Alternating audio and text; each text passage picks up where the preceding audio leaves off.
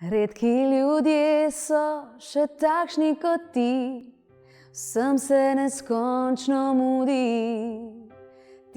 Oče je izgubil sluh v času rojstva, mati pa je izgubila sluh, ko je zbolela z meningitisom.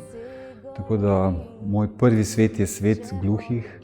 Se nama zgodi, da pot med nama se razdeli. Biti v družini, kjer je alkohol prisoten in poleg tega še gluhota in nezdravi odnosi, to je pustilo meni kar nekaj travm in nekaj stisk. Ker brez besed boš povedal, da imaš me rad. In brez besed boš priznal s pogledom takrat. In spoznavam danes, da prava sreča in pravo zadovoljstvo nikoli ne prihaja od telesa ali pa od uma, ampak od nekaj več, kar je v človeku samem.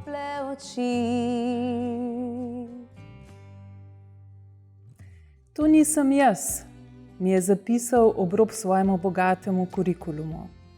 To so le moje vloge oziroma življenjski scenariji. V preteklosti sem se poistovetil s temi vlogami in s tem hranil svoj ego. A to nisem jaz. Jaz sem nekje globoko v sebi, kjer nosim nebesa in Boga v sebi. Tako kot velja za vse ljudi in vsa živa bitja. Dolga pot domov, dodajam jaz. Dober večer, Matjaž Juhart. Javnost vas pozna predvsem kot sekretarja Zveze gluhih in naglušnih Slovenije, midva pa nocoj se podajava na dolgo pot domov k iskanju vašega spoznanja. Dober večer. Vseeno pa se zdi, da ste življenjsko povezani z gluhoto kot nevidno invalidnostjo. Ja, res je. Sem otrok gluhih staršev. Oče je izgubil sluh v času rojstva, mati pa je izgubila sluh, ko je zbolela z meningitisom. Tako da moj prvi svet je svet gluhih. Vrsto let niti nisem se zavedal, da obstaja kakšen drug svet kot svet gluhih. Šele kasneje v osnovni šoli sem se začel spraševati, v katerem svetu pravzaprav živim. Nekaj časa niti nisem mogel verjeti, da sta starša gluha. Spomnim se, ko sem včasih stal za hrbtom moje mame, ko je pomivala posodo in sem kričal na ves glas, češ, morda se moja mama samo igra z mano. In res dejansko od majhnega nekako sem živel v tem svetu gluhih, živel v svetu tišine in me je zelo zaznamovala, no, in to tudi čutim še danes. Prisluhnimo tej tišini, kako bi nam jo lahko približali seveda skozi izkušnjo slušečega.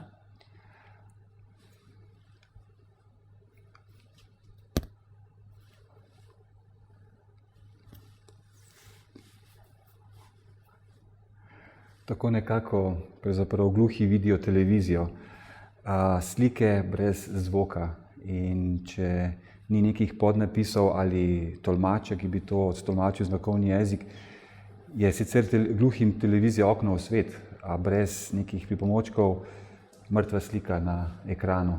Tako da gluhi dejansko gledajo in poslušajo z očmi. No, kot programski svetnik zdaj zaključujete mandat na RTV Slovenija, ste pa tudi dosegli v tej funkciji verjetno, da je prišlo do podnaslavljanja programov na nacionalni televiziji. Ne samo kot programski svetnik, tudi že pred leti, ko smo nekako apelirali na RTV Slovenija, da omogoči gluhim in naglušnim spremljanje televizije, je RTV Slovenija temu le prisluhnila. Žal, komercialne televizije, večje v Sloveniji, niti ne prisluhnejo potrebam. V Sloveniji je približno 1000 gluhih, ki uporabljajo znakovni jezik, je pa v Sloveniji malo manj kot 200 000 ljudi, ki slabše sliši. bodi si imajo slušni aparat ali polžji osadek ali pa enostavno ne vzamejo pripomočka. Rabijo približno 7-10 let, da se soočijo z izgubo sluha in pravzaprav je tem ljudem televizija okno v svet. In če ni podnapisov, so potem težave in hitro potem ugasne televizijo. Tako da RTV Slovenija je tukaj naredila kar nekaj korakov naprej. Direktive Evropske unije pa pravijo in želje naših uporabnikov pa so, da je vse 100% podnaslovljeno. Pot do tega je pa še dolga. Prej ste pa uporabili znakovni jezik, je tako, a ne? Ja, to je moj pravzaprav prvi jezik. Spomnim se, ko je prišla teta na obisk, ko sem bil star leto pa pol, smo živeli nekje izven Ljubljane, me je prišla pogledati in se je zgrozila, da pri letu pa pol ne govorim, doma ni bilo niti televizije in uporabljam znakovni jezik. Moja starša, predvsem mami, je bila dosti pogumna, da sta se preselila v Ljubljano, me je vpisala v vrtec in moja pot učenja, govora in poslušanja se začela šele dosti kasneje. Tako da moj jezik je še vedno znakovni jezik, je pa seveda tudi slovenski jezik seveda del mojega življenja. Se pravi, neke vrste naravni materni jezik, ki ga je zdaj tudi ustava sprejela uradno, ne? Tako je, ja. V Sloveniji uporablja približno 1000 gluhih znakovni jezik in tudi kar nekaj otrok gluhih staršev, ki smo tudi tolmači. Nam je jezik, ki ga uporabljajo gluhi, smo se ga naučili popolnoma po naravni poti, tako da rečem tako, moj materni jezik je znakovni jezik, moj jezik je slovenski jezik. Dajva malo definirati ta znakovni jezik, ne? Oziroma, kaj vse mora gluha oseba obvladati. Nekaj je pisno razumevanje, nekaj je ta izguba sluha in nekaj je tisto, kar vidimo. Ja, znakovni jezik je vizualni jezik in ga potrebujemo, da vidimo informacije, ki jih ne slišimo. Dostikrat ljudje mislijo, če pa zna znakovni jezik, se lahko po celem svetu pogovarjaš. Ne. Vsaka država ima svoj znakovni jezik. Celo v Sloveniji obstajajo slengi in narečja v znakovnem jeziku. Drugače pa znakovni jezik, če bi se danes učili znakovni jezik, bi vam rekel, da vi že znate približno 200-300 kreten. Kajti gluhi vedno iščejo, kako se to pokaže v naravi. Ne? Jesti, piti, spati, hoditi in tako naprej so neke naravne kretnje, ki jih uporabljajo. Sva v redu, sva super, televizija. Tako da kretnje so naravne in vedno iz tega najdejo potem tudi, bom rekel, znake. Ne? Znakovni jezik niso samo kretnje, je tudi mimika obraza, je tudi mimika telesa, artikulacija, prstna abeceda. Veliko je elementov v znakovnem jeziku. No, in res je, hvala za to, da ste omenili. No, letos je Slovenija 5. država v Evropi, 12. na svetu, ki je umestila znakovni jezik v ustavo in 1. na svetu, ki je umestila jezik gluhoslepih v ustavo. Torej, če je, bom rekel, znakovni jezik vidni jezik, je taktilni jezik gluhoslepih na dotik. Se pravi, bom rekel, gluhoslepa oseba se dotika mojih rok in ko jaz uporabljam znakovni jezik, tudi oni potem čutijo, kaj kretam. To je eden od načinov komunikacije z gluhoslepimi. Teh tehnik je dosti več. Znakovni jezik, kretalni jezik? Tudi tako kot se vsaka stvar razvija, se tudi znakovni jezik razvija. Začeli smo z besedo kretalni jezik in potem pa smo z raziskavami ugotovili, da je kretnja samo en del znakovnega jezika. To je recimo mama, to je kretnja za mamo. Ne? Oče ima recimo brke. Znakovni jezik pa uporablja poleg kreten tudi prstno abecedo, mimiko, tako da smo dodali temu zdaj uradni termin znakovni jezik. No in znano je, da prav otroci gluhih oseb veliko prispevajo k temu znakovnemu jeziku oziroma razpoznavanju kodov sporazumevanja. Ja, če danes pogledamo register vseh tolmačev znakovnega jezika, je velika večina smo otroci gluhih staršev. Po naravni poti enostavno smo se naučili znakovnega jezika in gluhi so nekako starši predvsem izrazili potrebo, da jim pomagamo, ne. Tako da bom rekel, da moja prva vloga v življenju ni bila ravno biti otrok, ampak biti tolmač mojim staršem. Spomnim se, da sem tolmačil moji mami v službi, mojemu očetu pri avtomehaniku, pri zdravniku in tako naprej. In dostikrat smo otroci gluhih staršev bili nekako vrženi v ta sistem tolmačenja, ker v preteklosti tolmačev ni bilo. Mi smo bili edini most med gluhimi in slišečimi. Kako vas je to zaznamovalo? Prevzeli ste pač odgovornost odraslega, namesto da bi bili in uživali v polnosti otroštva? Sprva sem to imel kot v ponos, v čast, češ lahko pomagam, prispevam. Danes to gledam malo drugače. Na tak način, da te vržejo starši v tak sistem prevzemanja tako odgovorne vloge, kajti na koncu sem bil celo tudi jaz včasih kriv, da kaj ni bilo urejeno, ali pa kot otrok, recimo, ena taka bridka izkušnja je bila, ko so se moja dva starša ločevala in sem bil na centru-socialno delo vprašan, če bi lahko tolmačil spor med mojima staršema v postopku ločitve. To me je zaznamovalo in jaz sem prepričan, da bom rekel, te stiske otroštva nosim še do danes, zagotovo. To je neke vrste zloraba, lahko rečeva, ne? Danes lahko temu rečem da. Tako. Danes lahko rečem tudi bom rekel, odprto opozorim gluhe starše. Naprimer, veste, že tako zelo osnovno vprašanje, ko jaz starejše gluhe vprašam, če bi vi izbirali, kaj bi rajši vi, gluhega ali slišečega otroka? In velika večina reče slišečega otroka. Poprašam, zakaj pa? Da mi lahko pomagajo, ne? Ta beseda, pravzaprav danes jo razumem drugače, kot sem v preteklosti, ne? Jo razumem kot, bom rekel, hud poseg v otroka. Bom rekel tako, beseda zloraba je lahko uporabljena, zavedam pa se, da to ni bilo namenoma, ne? V njihovi najboljši moči so poskušali nas vzgajati, ne? In ob tem, bom rekel, z neustrezno podporo povzročili kar marsikatero bridko izkušnjo v življenju. Ampak to, kar ste morali početi vi, bi pravzaprav morala početi družba. Da, zagotovo, ne. Jaz velikokrat me nekdo vpraša, pa zakaj greste z znakovnim jezikom v ustavo? Ravno zato, kajti moja starša sta mi razlagala, kako je bilo v šoli za gluhe. Znakovni jezik je bil do pred kratkim prepovedan v procesu izobraževanja gluhih. Recimo, moj oče je bil tako malo bolj uporniški, ne, in v bistvu njemu so vezali roke za hrbet v šoli za gluhe.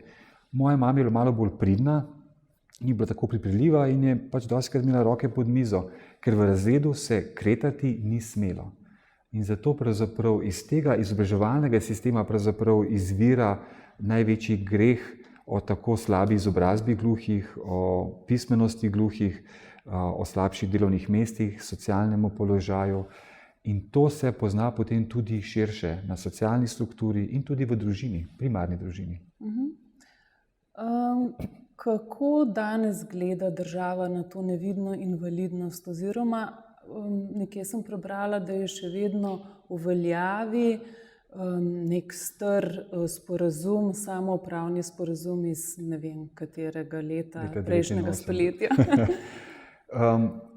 Tukaj lahko rečem, da so bili koraki narejeni na bolje, zagotovo. Tako slabo, kot je bilo, ni več.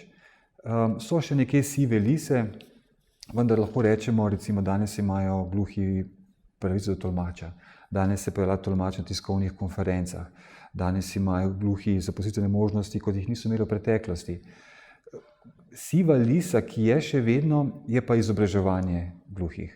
Jaz še zdaj ne morem razumeti, da gluhi otroci še danes ne učijo svojega jezika, znakovnega jezika.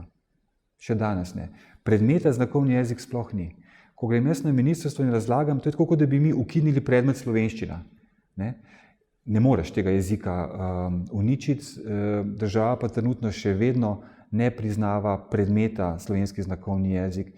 Tukaj so nekateri koraki že narejeni v to smer, vendar zadeva teče zelo počasi in jaz vedno uporabljam termin, da se izvaja hud jezikovni genocid nad Slovenci in to je gluhimi.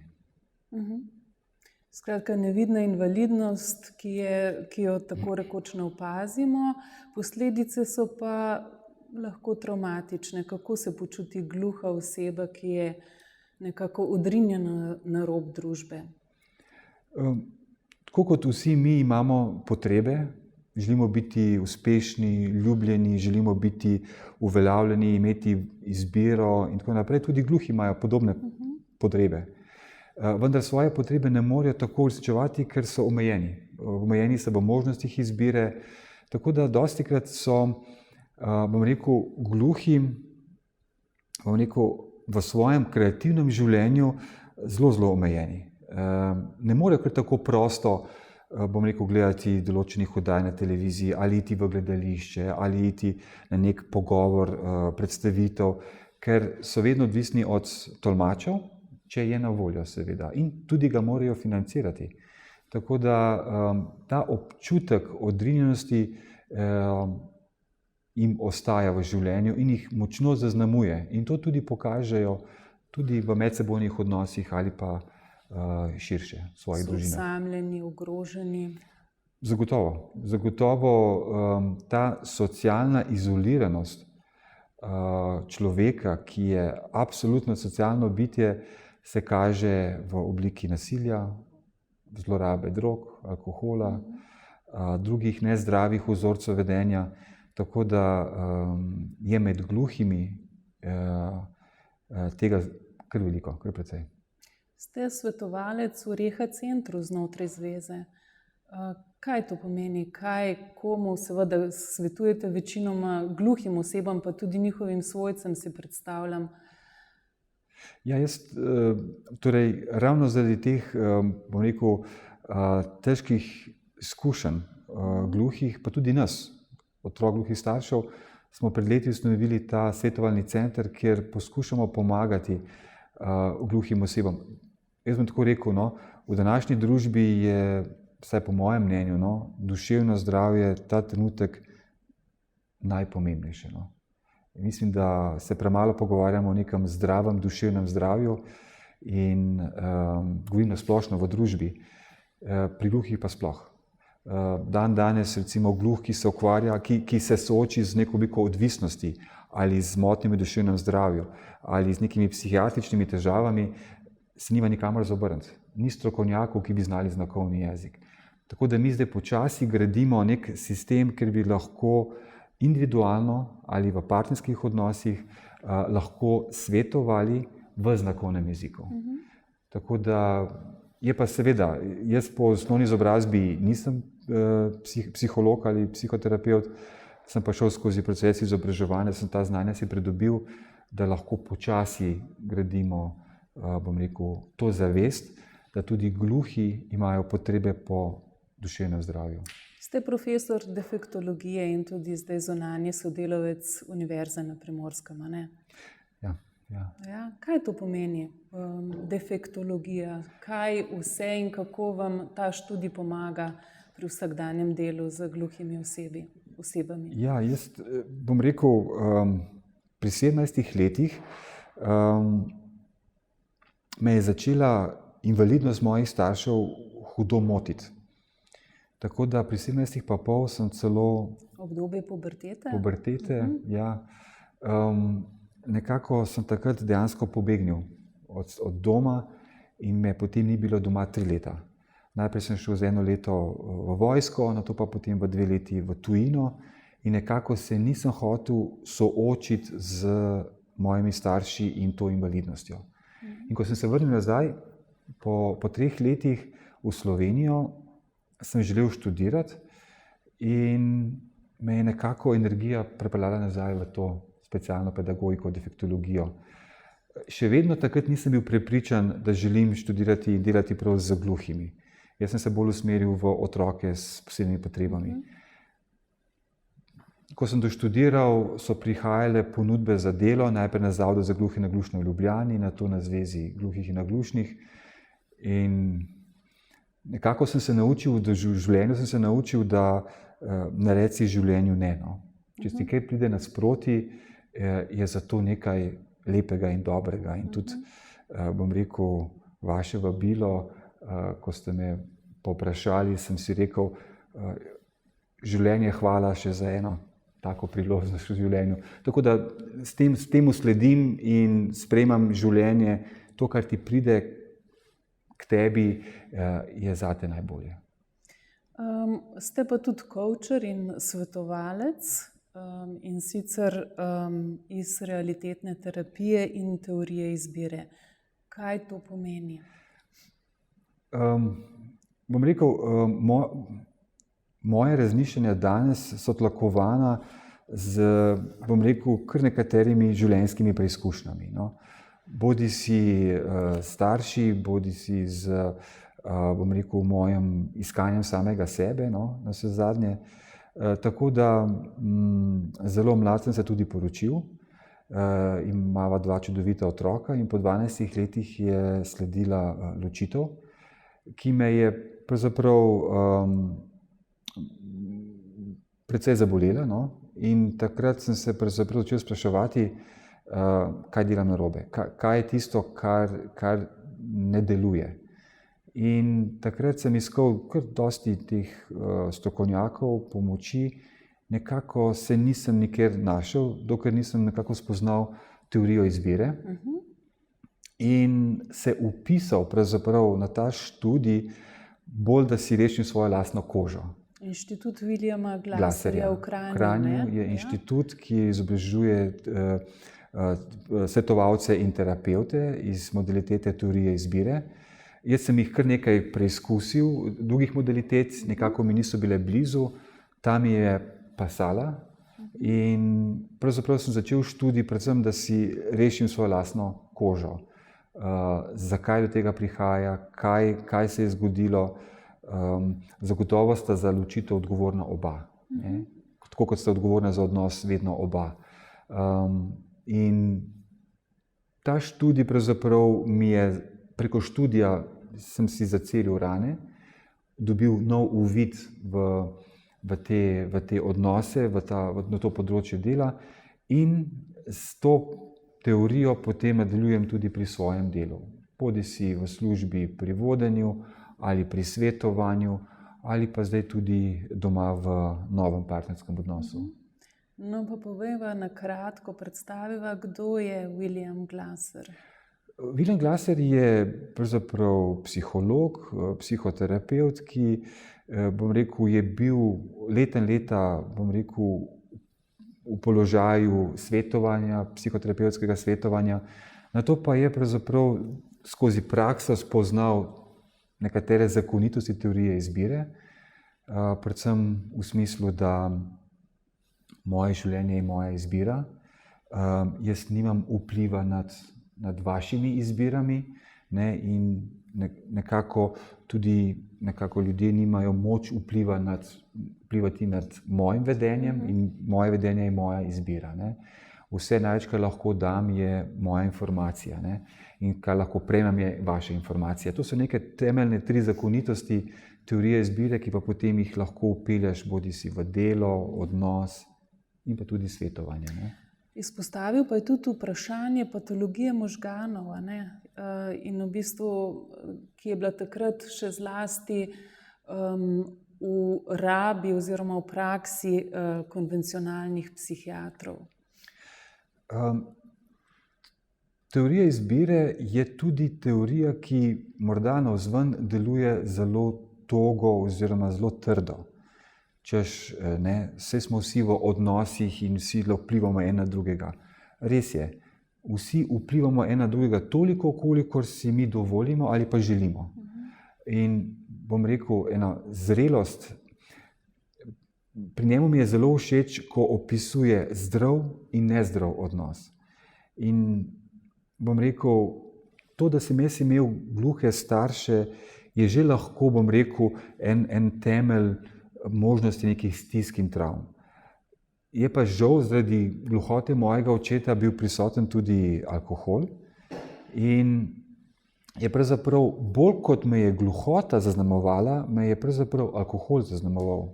Alkohol mojega očeta in pa zelo nezdrav partnerski odnos mojega očeta in moje mame.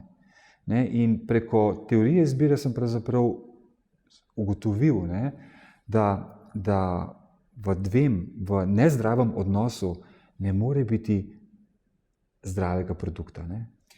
Ste te vzorce morda prenesli potem na svoj lastni zakon? Zagotovo sem v svojem odnosu z ženo prenesel tisto, kar sem poznal od doma, primarne družine, in takrat se še ne zavedal, kaj je zdravo in kaj ni zdravo.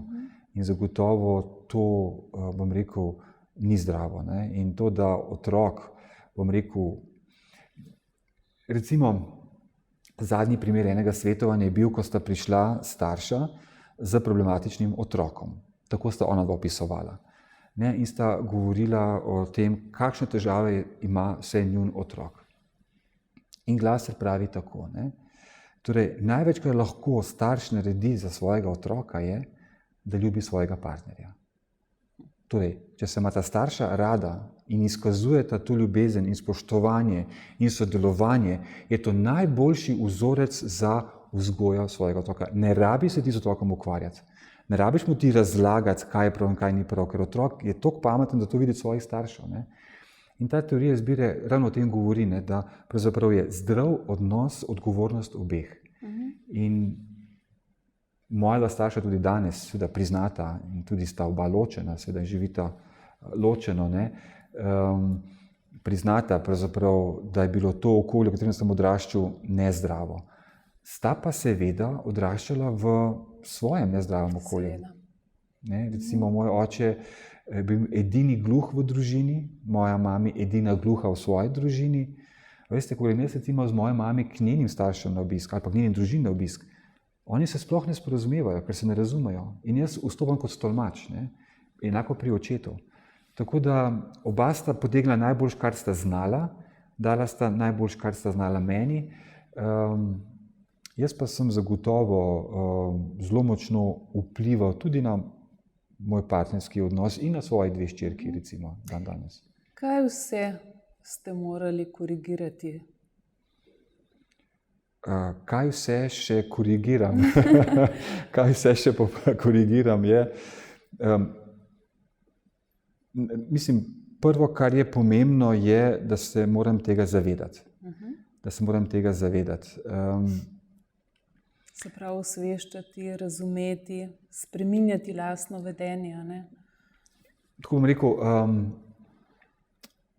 takoj, ko sem se odselil in se potem nazaj vrnil v Slovenijo, sem vedel, da to ni bilo najboljše okolje in da moram nekaj spremeniti. In sem začel spreminjati. Jaz lahko rečem, da biti v družini, kjer je alkohol prisoten in poleg tega še gluhota in nezdravi odnosi, to je pustilo meni kar nekaj travm in nekaj stisk. Od biti spregledan, od biti neupoštevan, neslišan, drugačen, ne, je pustilo to tako posledico, da seveda sem jaz želel to luknjo zamašiti. In ljudje imamo različne načine, kako to luknjo zamašiti, to podhranjenost. Jaz sem bil absolutno podhranjen otrok. Ne? In seveda, eni se lotijo v delikventnem vedenju, eni v alkohol, eni v droge. Jaz pa sem se vrgel na eno pot hranjenja in sicer v igro vlog, pravzaprav. To je tisto, kar ste lepo rekli na začetku. Kmalu sem začel kot tolmač, potem sem doštudiral in skozi svoje življenje vedno stremel k nekemu perfekcionizmu in neki uspešnosti, nekemu delu in rezultatu. Da bi dokazali, da ste dovolj dobri.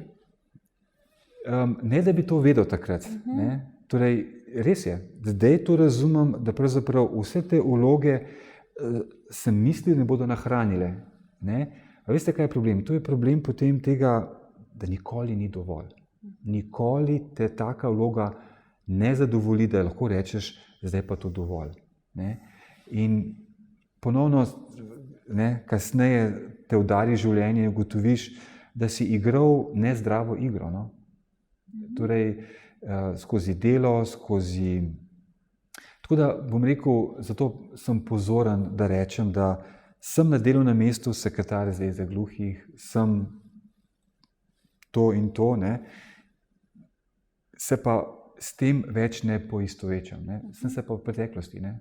No, ampak temu pravite, da je to nek del ega in da je treba ta ego na poti lastnega osebnostnega razvoja nekako preseči.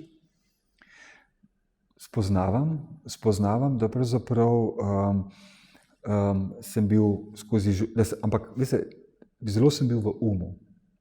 Ampak bil sem v umu, zato sem lahko preživel pravzaprav, ne? Da sem lahko preživel in tudi hotel sem biti pravzaprav, hotel sem biti ljubljen, spoštovan, sprejet, uspešen in tako naprej.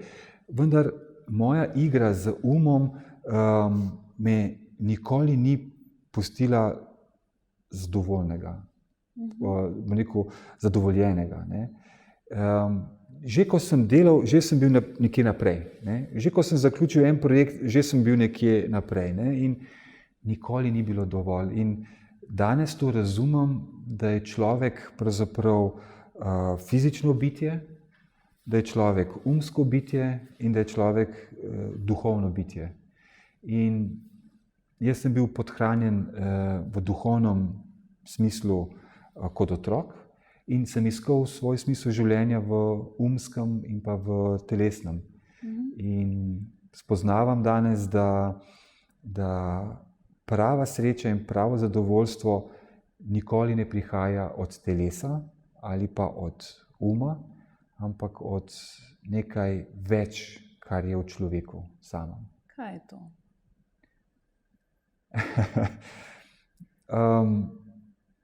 Mislim, da je to nekaj božanskega, nekaj čudovitega to mora biti.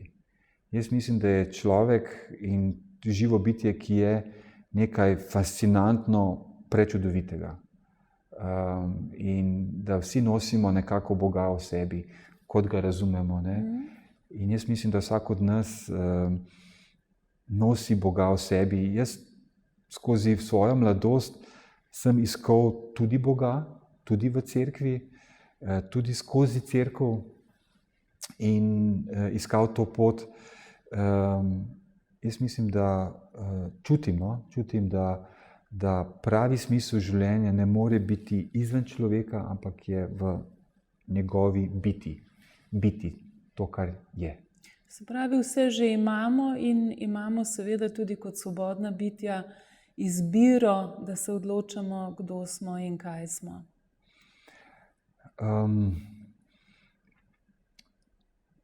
Tudi sam menim, da če človek, če hočem jaz vedeti pravzaprav, kdo sem in kaj sem, mislim, da je bolj ključno. Dostikrat sem v življenju pisal svoj življenjepis. In ko hočeš nekoga očarati za nek projekt, napišeš vse, kaj si ti v življenju počel.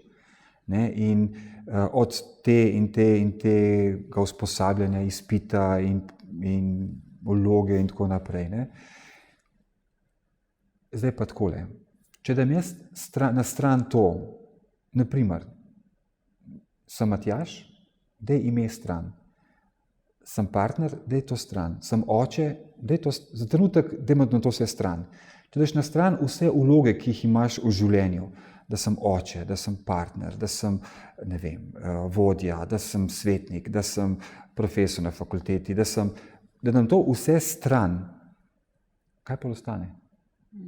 Ne? Kaj pa ostane? Ljudje se tega včasih bojimo narediti, ne? Jaz se pa tega veselim. Jaz pa želim enostavno dati to vse stran, da se rodi tisto, kar je bilo v meni od samega začetka. Ne? In se pravi, živeti iz sebe. To je nekaj, kar jaz nisem znal. Jaz, da sem lahko preživel, sem mogel najprej zadovoljiti potrebe svojih staršev, ker drugače je bilo hudo. Ne? Potem sem seveda živel sanje nekoga drugega, prenesel to na partnerja, na otroke, ne? In vedno sem živel življenje, ki ni bilo moje življenje. In trudim se biti prisoten, trudim se biti to, kar je v meni, in to, kar je v meni, tudi prepoznati to, kar je v vseh drugih ljudeh. Ja, imate tudi zasebno svetovanje z naslovom, jaz sem ga takole prebrala, Ti srce si, ampak je vmes pika med srce in si. Ja, kaj je bistvo tega svetovanja?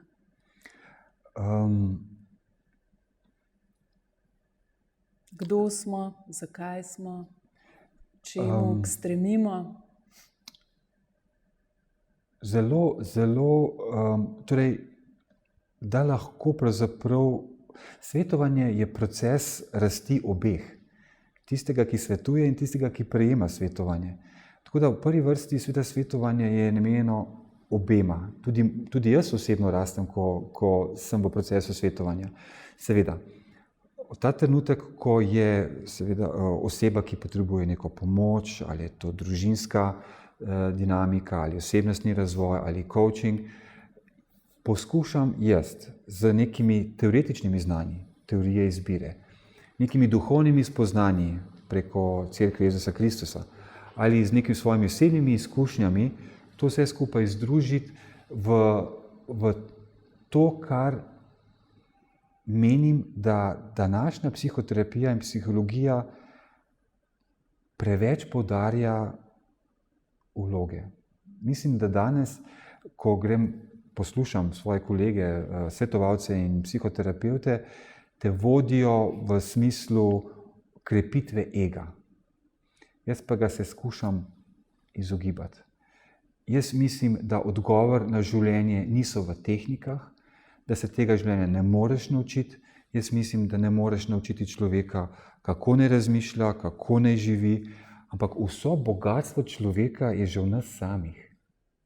In a veste, da ne rabiš čisto nobenega dolgotrajnega procesa svetovanja. Jaz se spomnim v času moje ločitve, ko mi je rekel terapevt, imava 3 mesece časa. Okay. Pa so dala 3 mesece skupaj, pa nič ni bilo. Potem bi drug terapevt rekel, imava 10 srečanj. Potem je pa celo en rekel, veste, proces je to leto ali pa 2. Jaz mislim, da ne moreš to na tak način delati. Jaz mislim, da je ni tehnike, ni metode, ni neke teorije, ki te lahko pripelje do neke zadovoljstva ali pa sreče. Dejansko verjamem, da smo vsi dejansko Božji. Samo dajmo vso to navlako, ki nam je bila dana od naših staršev, te vzorci, vloge, igre, ega in tako naprej, uma pravzaprav. Je pravzaprav lahko naš največji prijatelj ali pa največji sovražnik. Tako da poskušam v svojem svetovanju, ki ga imam, imenuje se pa Ti srce zato, ker ena deklica, jaz se pišem Juhart in v angleščini to pomeni you heart. In ko sem živel v Ameriki, je ta deklica prišla do mene in rekla, ti si my heart, ti si you heart. Tako da že moj priimek, ki mi je bil dan od mojih staršev, you heart, Ti srce, morda mi je dano, in tudi ta moja osebna praksa, Ti srce, izvira pravzaprav simbolikama v priimku, hkrati pa tudi simbolikama pa tudi dejansko v srcu. Kako se začne pri vas, torej, recimo, da pride nekdo k vam na svetovanje, kako zastavite to pot k samemu sebi, k sebstvu?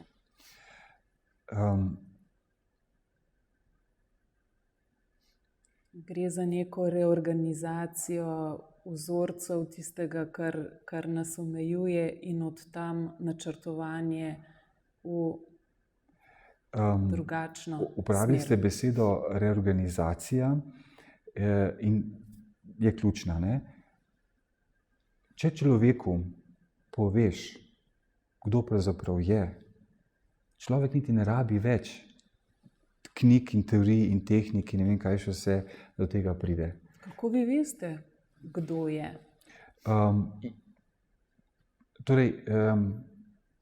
Dan danes družba te opredeli s tem, kdo si, s tem, kaj si, ne? Kaj počneš, recimo, naprimer.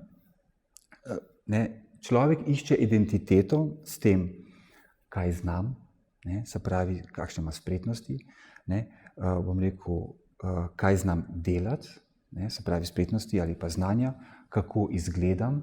Skratka, na čem danes človek gradi svojo lastno identiteto.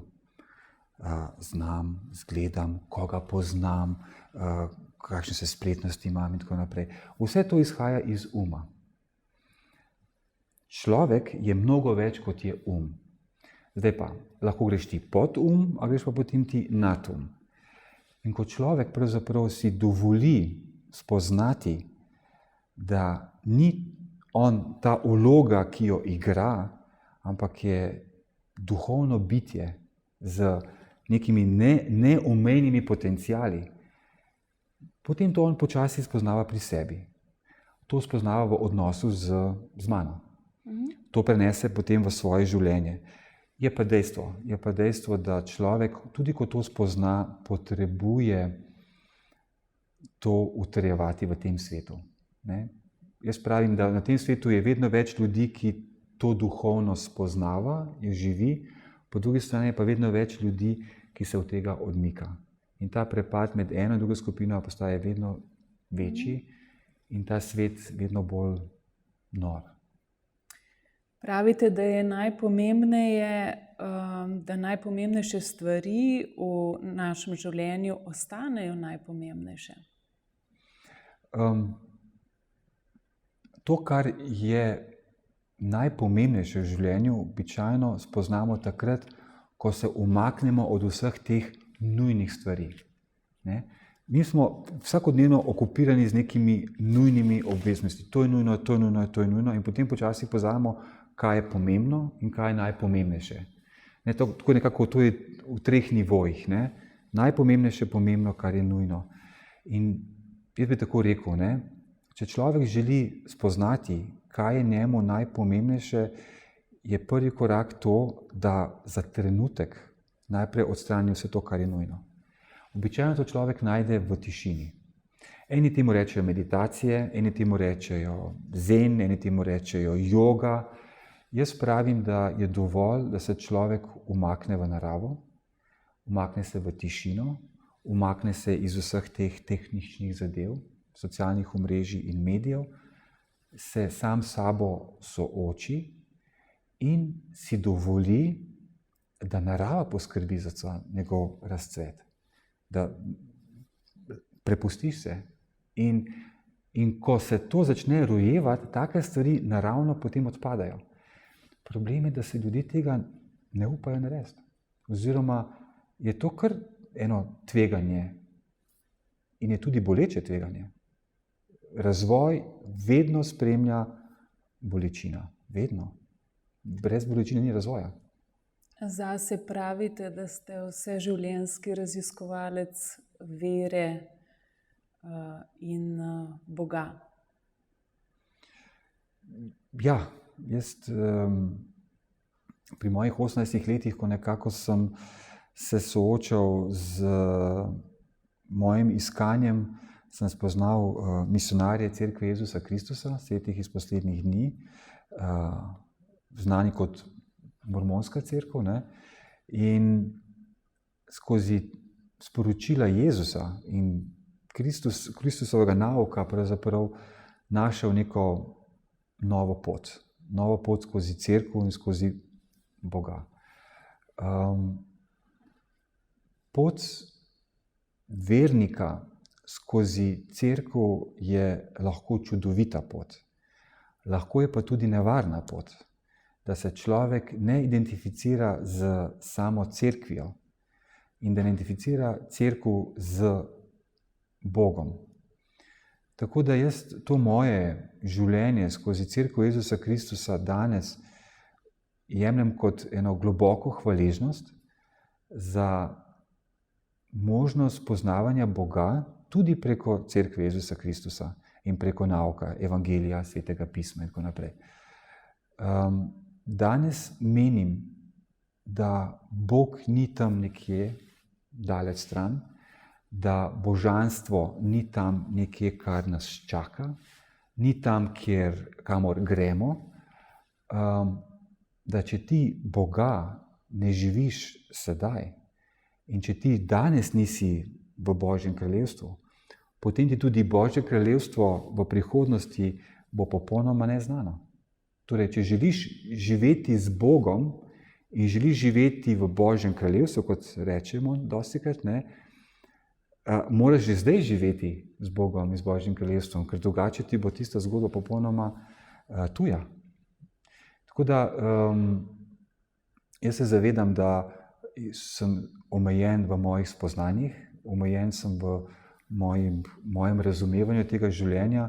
To, kar je pomembno meni ta trenutek, je, da sem v vsaki stvari prisoten, da sem v vsaki stvari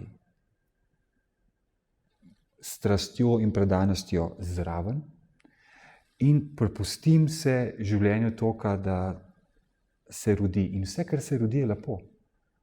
In vse, kar je lepo, je Božje. In vse, kar je, in veste, ne da bi jaz karkoli zdaj simuliral, ampak jaz vem, da je Bog tudi v vas. Bom rekel Bog, Božje. In jaz res verjamem, da je vsak človek, ki je tukaj z nami, Božja kreacija. A ni to nekaj čudovitega? Jaz pravim tako, da ravno danes sem si imel možnost ogledati to Cerkniško jezero in te sončne žarke, ki obsijajo to lepo naravo. Vsi smo neke vrste sončni žarki, a vsi imamo isti vir, to je pa sonce. Eckhart Tolle pravi, da je resnično tvoj samo trenutek. V njem je tvoja moč, zaklad življenja in dar ozdravljenja. Pot, resnica in luč so v nas samih. Zmuzljive zaklade življenja najdem v sebi. Ključ je zavestna navzočnost, moč izbire k duhovni energiji. Je izhod iz trpljenja, je pot v mir. Potrebna je le svetloba zavesti. Vi ste ta svetloba. Hvala lepa. Hvala. Ker brez besed boš povedal, da imaš me rad. In brez besed boš priznal s pogledom takrat, da sva v redu in vse dobro bo, da boš ujel mi modro nebo. Ljudje, ki čutijo kot ti, imajo nekaj, kar v drugih več ni, tople oči. Človek človeku bližina se zdi, če mu ob strani stoji. In ne glede, kaj med nama se kdaj zgodi, vem, da ob meni boš ti.